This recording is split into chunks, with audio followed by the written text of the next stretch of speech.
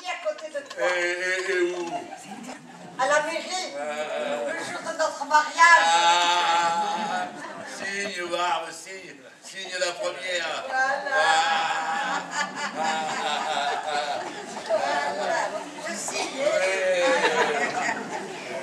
De la route, Geoffroy, couché sur le dos, les bras tout écarquillés comme un bon Dieu. Mais qu'est-ce que tu me dis, là? Comment il était allongé au beau milieu de la route? Non, il n'est plus, tu parles de la montée sur la place.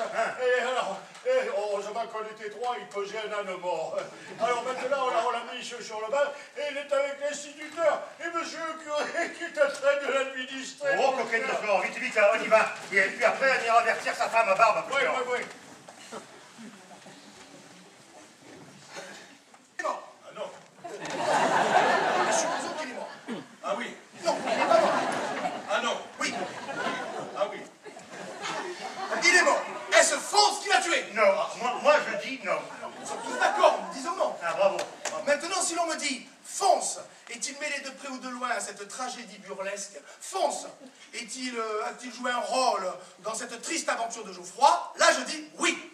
Oh. Il dit oui. Il dit oui.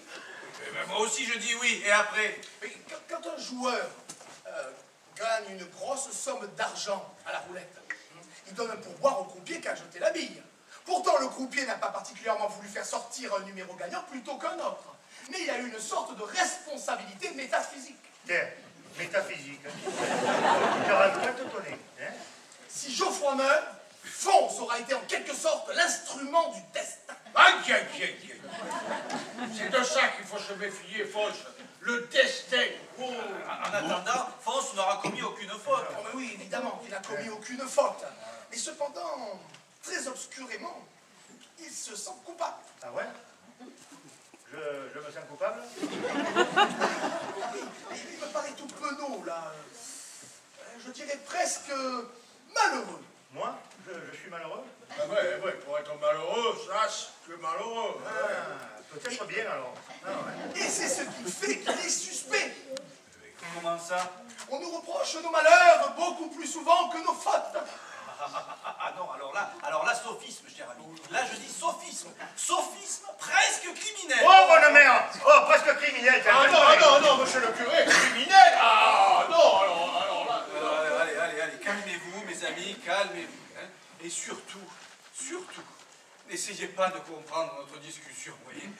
Elle passe largement au-dessus de vos têtes. Hein. Et franchement, vous ne le pouvez pas. Et puis, de toute façon, c'est une discussion de dilettantes et de rhéteurs. Et puis, la question n'est pas là. Mais non. La question, c'est, a-t-il vraiment l'intention de se tuer? Moi, je ne le crois pas. Moi, je le crois, je l'ai vu. Et vous, monsieur le curé, vous le croyez? C'est pas si simple, parce que si tout le monde continue à s'intéresser à ces singes-là, moi je vous dis qu'à un moment donné, il finira par se croire obligé de se suicider. Et là, sa pauvre petite âme ira bouillir pour l'éternité dans les marmites de Satan. T'as tonné. Et s'il va bouillir dans les marmites de Satan, on est encore capable de dire que c'est de ma faute. Maintenant, moi je vous dis que s'il n'a pas de public et que personne ne s'intéresse à lui, alors là, il finira par renoncer à sa comédie. Vous avez tout à fait raison, monsieur le curé, il faut absolument prévenir les paysans. Et leur dire que c'est dans l'intérêt de Geoffroy. C'est la seule façon de guérir sa folie. Nous comptons sur vous. Eh oui. Sophisme, tonnet. Sophisme. Tu as entendu un peu ce qu'il a dit, monsieur le curé, là, hein? Ouais, j'ai entendu. J'ai dit, d'après toi, Fonce, c'est qui ce faussicisme? Je me demande si c'est pas moi. Oh. Non. Un sophisme, c'est un raisonnement faux, on l'a tout. Et alors pourquoi, monsieur le curé, il prétend que je suis faux? Ah ouais. Monsieur le curé ne vous a pas dit sophisme à vous. Non, j'ai fait un raisonnement, et comme il a trouvé que ce raisonnement n'était pas juste, il a dit sophisme. Mais ce n'est pas vous qui l'a dit. Ah. Tu vois, c'est pas toi qui l'a dit. Hein? Ben oui. Et puis ça m'étonnerait que monsieur le curé disait des gros mots à quelqu'un. Vous ne comprenez rien du tout. Un sophisme, c'est un syllogisme.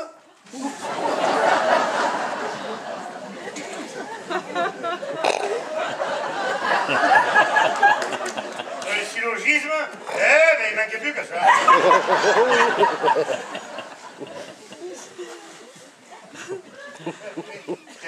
C'est l'encyclopédie. Voilà, qu'est-ce qu'il veut? Allez. Voilà. Oh, et qu'est-ce que c'est que ce papier-là? Ouais. Alors, Allez. si j'ai consenti à accompagner Geoffroy dans cette ambassade, c'est parce qu'il vient te proposer la paix. Voilà. Je ne sais pas ce qu'il va te dire, mais je sais qu'il est animé de bonnes intentions. Eh bien, ici à Maille. Allez. Alors, fais bien attention à ce que je vais dire. Hein. Voilà. C'est moi qui l'ai écrit cette nuit, je l'ai écrit ça sur les papiers marqués. Et Barbe et monsieur le curé sont des témoins. Hein. Témoin de quoi? Des témoins de ma patience maintenant. Tu sais même pas ce que je vais dire, et tu prends tout de suite l'air méchant. Alors, Un méchant. Tu vois, ça doit être un sophisme. Moi, de toute façon, je refuse de l'écouter. Hein, Oui. parce que moi, le papier marqué, je m'en méfie. Oui. Pourquoi? Le papier marqué, c'est le papier timbré. Eh bien, justement, c'est le papier déposé, c'est pour ça que je me demande si je dois l'écouter. Mais pourquoi? Oh, mais vous vous rendez pas compte qu'on peut faire guillotiner un homme avec une feuille de papier marqué? oui, Alors, calmez-vous. Fonce, tu ne risques absolument rien. Oui. Hein? Allez, écoutons la proposition de Geoffroy. Voilà. Je crois qu'on va rire un bon coup. Voilà. Regardez-moi un peu celui-là. Il ne fait voir qu'on peut être en même temps un savant et un couillon. Permettez-moi de constater qu'on peut être aussi un couillon sans être un savant. On a actuellement la preuve. Silence! Silence! Oui. Alors, accord entre monsieur Alphonse d'Urbec, qu'on lui dit Fonce dans le village, et monsieur Elzéar Clarius Geoffroy, agriculteur, qu'on lui dit Geoffroy de la Mossan. Geoffroy avoue publiquement qu'il a vendu le verger de la Mossan à monsieur Foll. Tu n'as pas besoin de l'avouer, c'est écrit dans le papier du notaire. C'est ça. Fais voir un peu ton mauvais caractère avant de savoir la suite. Quelle suite? Je m'en fous de la suite. Je l'ai acheté, ce verger. Il est à moi, pris, c'est tout. Vous voyez, monsieur le curé, vous voyez comme il est grossier. Alphonse, quand même, alors, un peu de patience. Alors, monsieur Geoffroy, pour ne pas être chicanier, et quoique ça ne soit pas sur le papier du notaire, reconnaît que monsieur Fonce a le droit de soigner les arbres du verger de la Monsard. Au contrat. Quelle générosité, hein? Et même de faire la récolte des fruits s'il y en a, voilà. Arrêtez de dire s'il y en a. La récolte, 3 abricots et une prune déjà ratatiner. Mais en achetant le verger, j'ai pas acheté les arbres. Ce n'est pas sur le papier du notaire. Pas sur le papier. Je l'ai vu, moi, le papier du notaire. Oui. Il n'y a pas plus tard que sur le toit. Oh, mais dites, Barbe, quand on achète un verger, on achète aussi des arbres qui sont dessus. Oh. Bien sûr, les arbres, la terre, les pierres, je veux dire, tout ce qu'il y a dedans. Ouais. Oui, c'est Vous évident. voyez, monsieur le curé, hein, nous on essaye d'arranger les choses et lui tout de suite des menaces. Calmez. Je suis tout à fait d'accord, mais on n'a jamais vu quelqu'un qui achète une maison et qui monte tout de suite sur le toit avec un marteau pour casser les tuiles. Voilà, il ne sait plus quoi répondre. Moi, je ne sais plus quoi répondre. Et quand les tuiles sont déjà toutes cassées, on les remplace, non? C'est un peu plus logique. Attendez une minute. Voilà, écoutez-le bien. Voilà. Les arbres, quoique ça passe sur le papier du notaire, monsieur Geoffroy veut bien les confier à monsieur Fauche. Ben voilà. Encore un avenant au contrat. Tu vois, il te les confie. Mais je m'en fous qu'il me les confie. Ces arbres sont à moi, j'ai pas besoin de lui pour les confier à qui je veux. D'ailleurs, de ces 4 matins, moi, ces arbres, eh bien, je vais les confier à ma picosse. Et j'en ferai 6 douzaines de fagots. Et ces fagots, je les confierai à ma cheminée. Voilà. Barbe, allez, parle. Parle-toi. Eh ben oui, mais c'est un voyou, un bandit. Tais-toi. Tais-toi. Voilà. Elle est un peu nerveuse, hein. C'est l'âge. Alors, tais-toi, t'es là. Bon. Tais-toi, Barbe. Monsieur Geoffroy veut bien les confier à monsieur Fonce, à condition qu'il ne les arrache pas. Et il s'en maille, Deuxièmement, monsieur Fonce les laissera tailler à part monsieur Geoffroy. Voilà, et troisièmement, monsieur Fonce bâtira une vitrine tout autour avec une veilleuse allumée pour pas qu'ils aient peur la nuit. On vous autorisera à mettre des guirlandes à Noël, mais nous nageons bien. On ne plaisante pas dans une affaire sérieuse comme cela. Troisièmement, écoutez bien ça, hein, troisièmement. Alors, troisièmement, monsieur Fonce pourra arracher 3 abricotiers, ceux du bord de la route, et 4 pêchers que j'ai marqué avec une croix de peinture blanche. Ça lui fera de la place pour 6 raies de pommes d'amour et 4 raies de pommes de terre, comme il voudra. Oui, Voilà. 3 abricotiers, 4 pêchés en moins, la récolte des fruits va s'en faire ressentir. Allez, barbe. Ces arbres, ils te les confient. Ouais, écoute, Geoffroy, c'est même pas la peine que tu continues. Hein. Alors moi, je t'avertis que lundi matin, j'arriverai accompagné de 2 gendarmes. Et moi, tous ces vieux arbres morts, je les arracherai. Oui, parce que moi, il faut que je me nourrisse et que je nourrisse ma femme. Voilà, je le savais d'avance. Eh bien, Malte, demain au milieu de la pièce, je viendrai me pendre. Comme ça, mon assassin sera content. Oui, parfaitement. Je me pendrai. Nous sommes repartis pour un tour. Oh, voyons. Eh bien, c'est ton affaire, ça me regarde. Moi, je te conseille de ne pas venir à mon enterrement, toi. Hein. Mais de toute façon, si ton enterrement c'est lundi, je ne pourrai pas. Parce que lundi, je serai en train de nettoyer mon verger. Quand je serai mort, je viendrai à minuit te tirer par les pieds. Ah ouais? Ouais. Essaye un peu. Ouais. Si tu viens me tirer par les pieds sur le coup de minuit, eh bien moi, je te coifferai avec mon pot de chambre. Tu oserais faire ça à mort? Oui. Voilà. Bon, maintenant, j'ai assez parlé. Tu as le temps de réfléchir. Et ce papier, je te le laisse. Ah ouais, ben ça me fait plaisir. Tiens, comme ça, je pourrais le montrer à tout le monde. Allez, signe tout de suite. Je ne dirais plus que ça. Bon, allez-vous-en maintenant. Allez. Et regarde ce que j'en fais comme papier. Voilà, tiens, voilà, ce que j'en fais comme papier. Voilà. Voleur de berger. Voilà. Il est... Allez-vous-en, retournez au coin de votre cheminée, chez vos jambons et vos saucisses, hein. Allez-vous-en sur vos petites chaises, dire du mal de tout le monde, hein. Mais vous pouvez dire du mal de moi, je viendrai quand même à votre enterrement. Marias, c'est nous qui t'enterrons. Ouais. Et moi, je vous dis que vous allez mourir avant Pâques, parce que je vais vous jeter le sort du grand Albert. Alors, voyons ton main. On ne plaisante pas avec les symboles sacrés. Ouais, ben, je m'en accuserai à ton fesse. Regarde comme il a le nez mince. Oh, coquin de sort, qu'est-ce qu'il est mince sur son nez. Hein?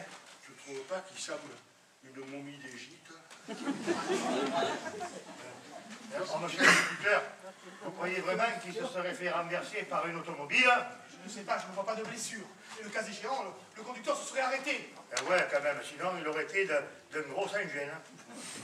Écoutez, si le croit, il est vraiment mort. Eh ouais, regarde comme il est raide, là.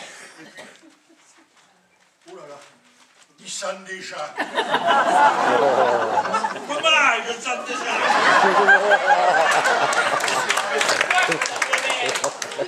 Espèce de cochon. Dis, tu m'as fait peur, dis. On n'est pas mort. Mais pas mort, non? Et oh, comme ça, tu faisais semblant d'être mort. Mais je suis capable de m'arrêter longtemps de respirer. Je le faisais quand j'étais petit au patronage. Je faisais c'est comme ça. C'est semblant. Et qu'est-ce que tu faisais allongé sur la route? Je voulais me faire écraser par l'automobile. D'ailleurs, j'ai retourné au fond. Ils ne t'écraseront pas, les automobiles. Tu penses bien qu'elles te verront de loin, les automobiles. Non, pourquoi? Je me ferais tellement mince, tellement plat. Il faut vraiment que tu aies une brave dose dans la cafetière pour faire des choses pareilles. C'est vraiment ridicule ce que tu veux faire, je crois. La fosse ne discute pas mes plans. Tu en as le droit moins que personne. J'y retournerai demain. Geoffroy, pourquoi vous voulez vous faire écraser par les automobiles? Parce que monsieur Fosse, il veut arracher mes arbres. Ouais, ça va, j'ai compris. Eh bien, tu sais ce que je vais faire, moi, demain matin? J'irai me mettre, moi, au beau milieu de la route, juste avant le tournant. Et j'irai les arrêter, moi, les automobiles. Et je leur dirai, avancez doucement, parce que là-bas, il y a un vieux gaga qui est méchant comme une gale et qui veut se faire écraser rien que pour me faire des misères. Alors, écoute, reste là jusqu'à demain si tu veux. Moi, je rentre à la maison. Allez, même. Allez, tiens. Allez, tonnerre, rentrons. Laissons-le, c'est un véritable comédien. Geoffroy, mon pauvre Geoffroy, cette fois, hein, je vois bien que tu n'as plus peur de commettre le plus grand des péchés. Hein. Le diable a pris tout ton bon sens. Je le vois que tu n'as plus peur d'aller en enfer. Non, pas peur, moi. Il fait chaud. C'est ça, il fait chaud. Voilà.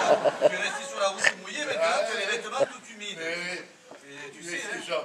Ils sont humides, c'est vrai, j'ai peur de m'enrhumer, moi. Elle est partie. Moi, je te le dis, sur ce banc-là, avec le vent frais, et tes vêtements humides, tu vas t'enrhumer, je crois. Vous avez raison, je vais m'enrhumer. C'est trop dangereux. Allez, viens, je m'en vais. Je crois que j'irai pas demain. Ah, bon. Je me suiciderai une autre fois. C'est Le grand froid pour allumer la paille mouillée pour pas que ça gèle. Je comprends maintenant que pour Geoffroy, ces arbres, c'est un petit peu comme les enfants qu'il n'a jamais pu avoir avec sa pauvre barbe. Et ouais, j'irai qu'après-demain, monsieur le curé. Mais je ne les arracherai pas tous. Il y en a quelques-uns qui me dérangent pas. Tiens, vous savez, le poirier bossu, celui que de loin, il semble un point d'interrogation. Et monsieur l'instituteur, vous vous rappelez l'abricotier fada, celui qui pousse les bras et fait un tire-bouchon. Ouais, cela, je les laisserai. Ça m'économisera du travail. Et puis, Geoffroy, il est mort, mon cher. Comme ça lui fera plaisir. Et si des fois il me voit de là-haut, au moins comme ça, il se dira... Quand même, ce Fons, c'était pas un mauvais homme. Je pense à mes arbres. Est-ce qu'il est blessé? Je regarde bien. Non, je crois qu'il n'a rien de cassé, là. Mais il a comme une bosse sur la tête, là. Oh, grosse comme un œuf d'agace, hein. Mais, il ne veut pas sortir. Une bonne fêlure du cigare pourrait lui remettre les idées d'aplomb. Alors, comme ça, tu continues à faire l'imbécile? Allez, sors tout de suite de ce puits, hein? Entendez ce malfaisant, comme il parle à un blessé. Allez, attrape la corde, là. Allez-y, tu montes, oui. Allez-vous-en, bande d'assassins. Mais Geoffroy, voyons, nous voulons te sauver de la mort et d'un péché mortel. Hey, Accrochez-vous à la corde si vous pouvez. je peux, mais je veux pas. Je resterai au fond de ce puits tant que Fons ne sera pas mis en prison. Ah, mais moi, je vais t'en sortir de mon puits, et tout de suite encore. Non, mais à quoi ça ressemble, ça? Ce couillon qui trappe son vieux cul dans mon eau pour boire. Attache-toi la corde sous le bras. Non, Bon, allez, qu'on le ressorte et qu'on n'en parle plus. Allez. au secours, à l'assassin. Monsieur le curé, ils vont me le tuer. Ça, c'est pas grave, ça. L'essentiel, c'est qu'il se tue pas lui-même. Vous ne savez pas d'échelle. Non, pas besoin. Je vais l'attacher sous les bras et on le remontera, hein? Vous voulez qu'on vous aide à le remonter? Non, c'est pas la peine, on a déjà beaucoup de mal à deux. Vas-y, remonte-le, moi je le tire. Aïe! Il m'a mordu! Assassin, ne me touche pas. Oh que si, je vais te toucher, un coup de pied au cul encore. Mais tu as de la chance que j'ai pas assez de recul, hein. Mais je sais pas ce qui m'empêche de te donner un bon coup de poing sur la tête. Ça te ferait les pieds. Non, mais tu le tue, espèce de vieux grigou. Non, mais tu es un assassin, toi aussi. Monsieur le curé, va dites quelque chose. Écoutez, ce que je peux vous dire, ma fille, c'est qu'en ce moment, le Seigneur est avec vous pour vous aider à remonter Geoffroy de ce puits et lui éviter de commettre l'irréparable.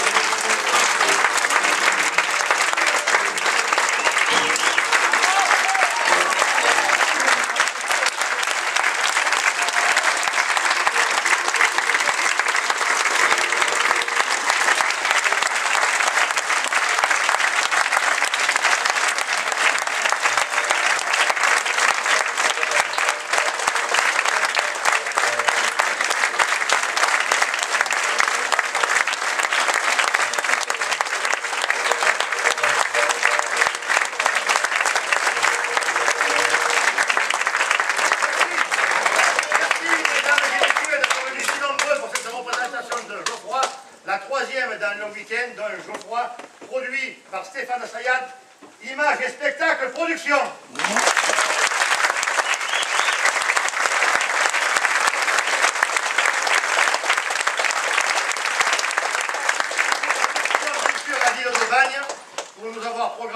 fois l'association de Marcel Pagnol, tous les gens du lieu, et nous remercions aussi toute l'équipe technique.